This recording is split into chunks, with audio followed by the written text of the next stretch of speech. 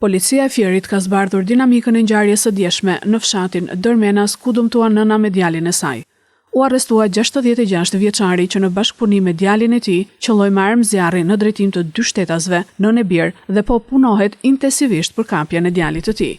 Nga të shtënat nuk pati shtetas të dëmtuar. Paraprakisht u dyshua se shtetasja SM ishte plagosur nga të shtënat me armë zjarri, por nga ekspertiza mjekoligjore rezultoi se dy shtetasit nënë e bir u dëmtuan nga goditja e motomjetit me të cilin ata lëviznin nga automjeti që drejtonte shtetasi i shpallur në kërkim.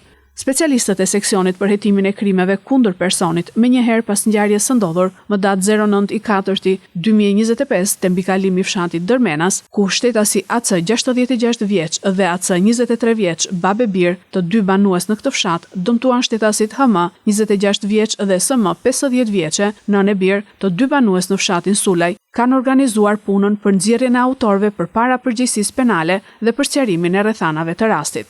Si rezultat i veprimeve të shpejta dhe profesionale hetimore, u zbardh dinamika e rastit, si dhe u kap dhe u vu në pranga 66 vjeçari.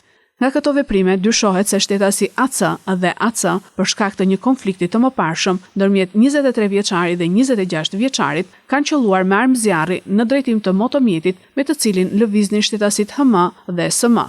Nga të shtënat nuk pati shtetas të dëmtuar. Më pas 23 vjeçari ka goditur me automjetin me të cilin lëvizte motomjetin dhe është larguar nga vendngjarja së bashku me baban e tij. Si pasojë e goditjes së motomjetit janë dëmtuar shtetasit HM dhe SM, të cilët janë nën kujdesin e mjekëve dhe jashtë rrezikut për jetën. Në vendngjarje janë sekuestruar gëzhoja dhe prova që do t'i shërbejnë hetimit për këtë ngjarje.